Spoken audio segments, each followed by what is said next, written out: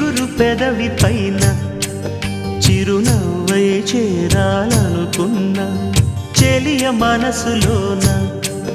సిరిమువ్వై ఆడాలనుకున్నా ఉన్న మాట చెప్పలేని గుండెలు విన్నపాలు వినపడలేదా హారతిచ్చి స్వాగతించు కళ్ళలు ప్రేమ కాంతి కనపడలేదా మరి అంత దూరమా కలలు కన్న తీరమా జాబిలమ్మ నీకు అంత కోపమా జాజి పూల మీద జాలి చూపుమా